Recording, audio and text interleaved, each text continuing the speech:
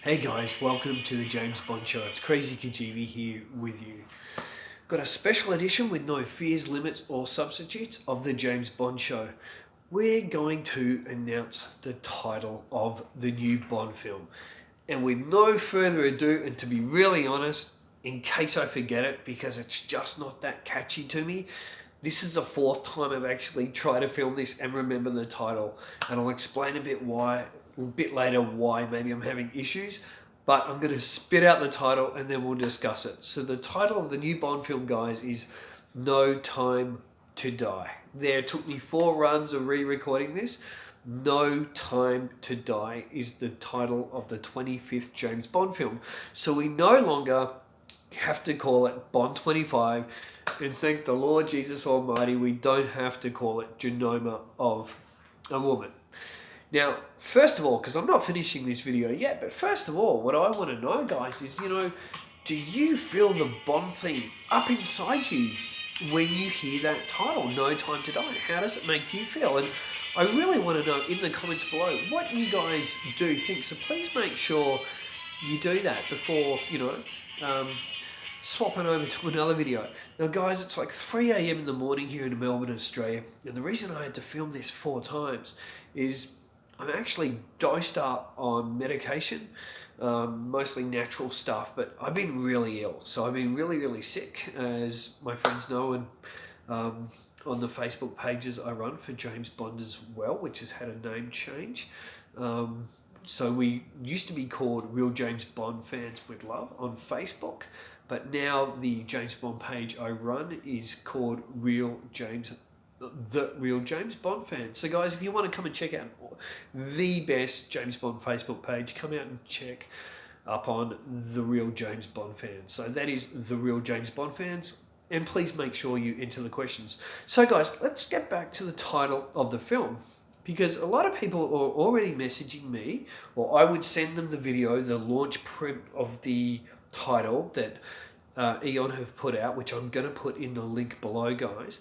I've been sending that to a few people, like, oh, cool, oh, wow. Or some have said, oh, I just saw it, and asking me my thoughts. And overall, I haven't said too much because I want to put my thoughts into this video. So, obviously it's better than what could have been. I personally, and it's sometimes hard to say, obviously, because we don't know the full story of the film. I personally liked Shatterhand. I thought it was a very James Bond, very Fleming title because of Gunther Shatterhand from You Only Live Twice novel, so I felt the real Ian Fleming there. We've got Live and Let Die. We've got Tomorrow Never Dies. We've got Die Another Day. And now we've got No Time to Die. So that die word just pops up again. Now, guys, what I did notice in this, and you'll see in the link I've shared with the big title, that's, guess who, guys? Yeah, that's Mr. Rogers. Excuse me 1 second.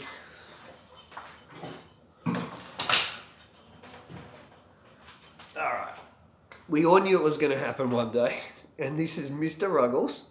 For those who haven't met him and are new to the James Bond show, this is Mr. Ruggles. And he likes to jump up on my James Bond stuff every time I'm recording. He never ever, don't be naughty, he's getting a bit camera shy. He never ever does it when I'm not filming. He only ever does it when I'm filming. That was my James Bond shaker. Okay guys, hey, this is like live TV, huh? Let's get back into it. So, I'm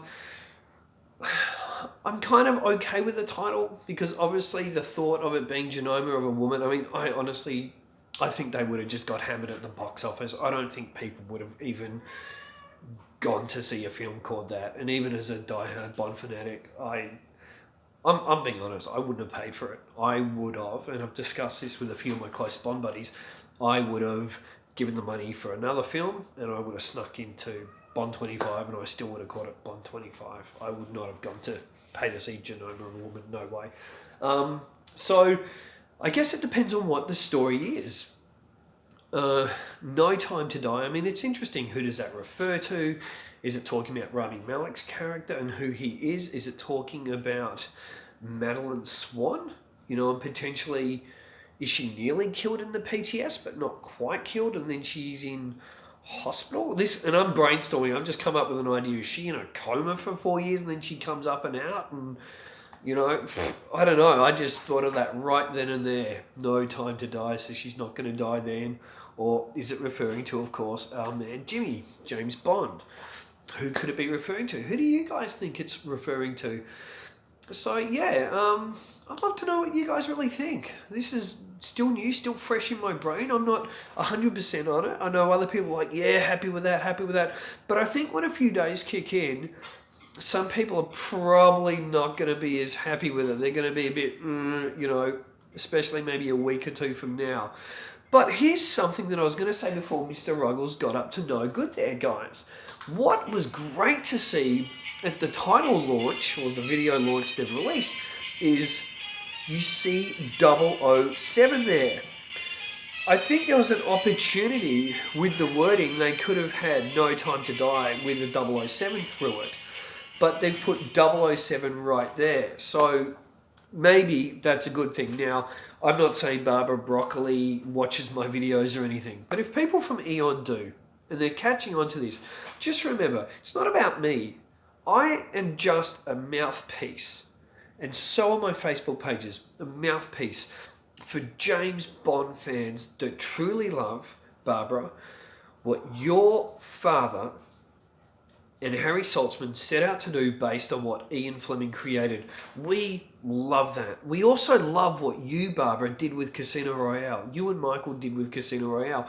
That was Ian Fleming's Bond. Even though Moneypenny and Q weren't in it, it was Ian Fleming's James Bond.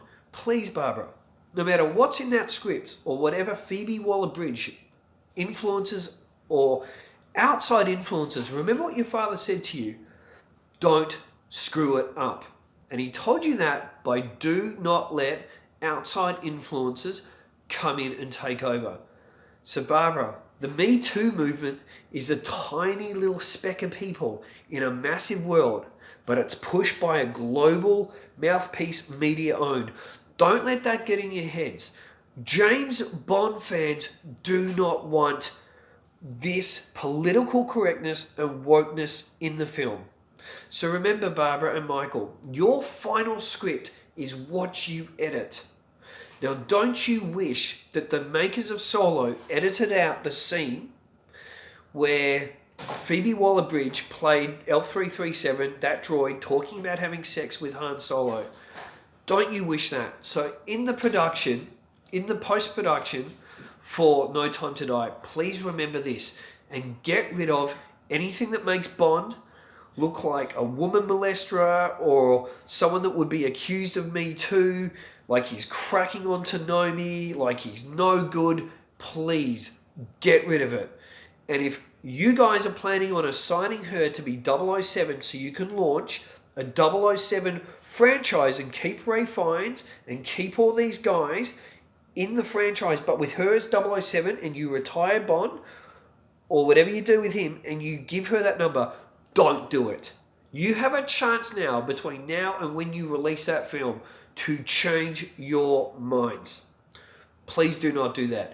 Congratulations, Eon, on on an okay title. It's better than some stuff out there.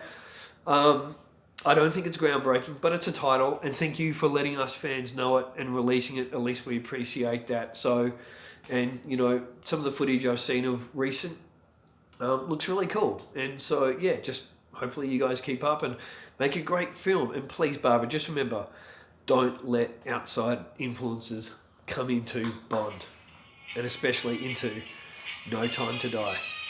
Guys, till next time, keep on bonding, and thanks for putting up with my sickness. And Mr. Ruggles, who's back for round 2. Till next time, God bless, keep on bonding.